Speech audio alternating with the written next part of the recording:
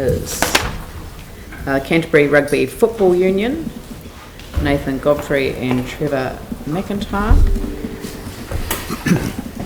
Good afternoon everyone, and thank you very much for giving us the opportunity to present this afternoon. I'm Trevor McIntyre, I'm the Chairman of the Canterbury Rugby Union, and Nathan Godfrey, who's our new CEO of Canterbury as well. Just to give you some clarity, Hamish Riak was the CEO of both Crusaders and Canterbury. Just recently Nathan's taken up a full-time role as the Canterbury CEO, and Nathan's taken up the full-time role of the Crusaders. And the Crusaders is 60% owned by the Canterbury Rugby Union. So we're here this afternoon speaking on behalf of the Canterbury Rugby Union, and I understand Hamish is speaking to you at another time. But I'm going to pass over to Nathan, and he's going to do a short verbal presentation, and then we would seek questions from you after that. So, Nathan. Thank you. On behalf of the Canterbury Rugby Union, we wish to make a submission to this Christchurch City Council draft annual plan for 2017-18 in relation to the future provision of multi-purpose covered arena in the Christchurch CBD. Before we start, I wanted to address the comments in the media last night. Firstly, there has been no criticism from either myself, Trevor, or any representatives of the Canterbury Rugby Union. We welcome the news earlier this month that a pre-feasibility study would be completed. We appreciate the opportunity to speak today, and we continue to offer our full support and loyalty. A replacement facility for the earthquake-damaged Lancaster Park is one of the original anchor projects, but we also note that this is the only project without an assigned date. Clearly, there have been several higher priority milestones to achieve before we could find ourselves in this position today. These have included major infrastructure projects, insurance settlements, and understanding the true costs of repairing Lancaster Park. Throughout this process, the temporary AAMI Stadium has been a beacon of hope, an example of what a city, its passionate rugby community, and some old-fashioned Kiwi number 8 wire can achieve. But that was 6 years ago. The reality is that we now face significant operational costs to maintain what is a temporary stadium. Christchurch has a proud history of major events at Lancaster Park. This not only includes cricket and rugby matches, but also other high-profile concerts, conferences, and activities that have helped position Christchurch on the world map. We are particularly proud of rugby's contribution to the red and black culture. At professional level, we seek our 9th NPC title over the past decade. At amateur level, we engage with 15,000 registered players, 1,600 coaches and thousands of volunteer administrators.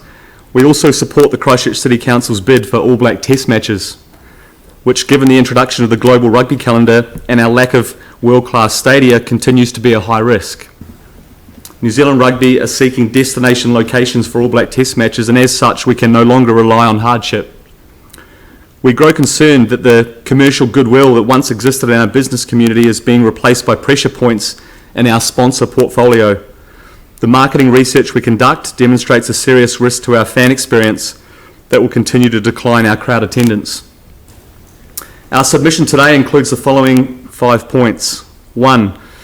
The city has a recovery plan in place that details civic pride, economic certainty, business growth, jobs, and the health and well-being of our people. We would hope that rather than addressing this project in isolation, it is instead viewed as an extension of the cornerstone investment that has and will be made in the city over the coming years, including in alignment with the convention centre and metro facility in particular. 2, we believe that we have a role to play in connecting our extensive network of sponsors and stakeholders to corporate assets in the proposed facility precinct, to ensure that the stadium has a heartbeat not just on game day but also during the working week.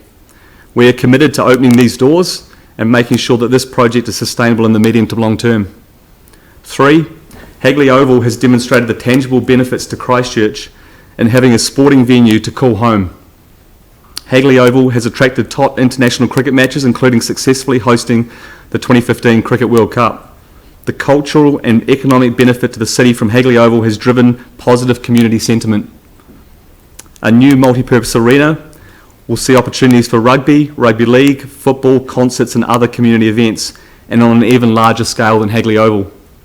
4, a survey of Cantabrians by independent research company Research First in 2015 demonstrated that 94% of the community thought it was important for Christchurch to be able to host a variety of large-scale national and international events, with 91% of respondents believing Christchurch needs a modern mixed-use events venue. It is also worth noting that 88% of respondents would accept a small rate rise in support of this project. And 5, the temporary Amy Stadium in Addington is just that, temporary.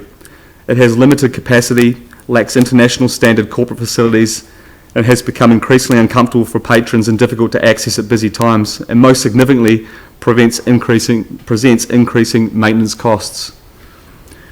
We understand that there will be an argument for rugby to contribute to the cost of a new stadium. To that point, we would highlight that both the Crusaders and Canterbury Rugby currently contribute a significant tenancy fee, in excess of $500,000 per year more than we did at Lancaster Park. It is also worth noting that this fee is significantly higher than any other rugby union in the country that is paying for the use of stadia in that respective city. In summary, our responsibility is to grow and deliver the game of rugby in Canterbury, but in many ways we also transcend the game of rugby. We believe that a contemporary, future-proofed, multi-use arena would serve the needs of all Cantabrians. To achieve this vision, we must come together as decision makers and demonstrate strong leadership, and we feel that time is now. Thanks. Thank you. Questions? Tim?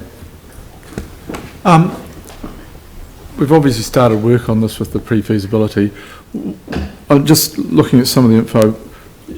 Are you convinced that we need a roof or not? I mean, I'm just kind of, because when we're talking concerts, etc., and we're talking about other venues and other places, one of the risks we have in New Zealand is 4 seasons in a day, which is a very different thing to, say, a rugby match.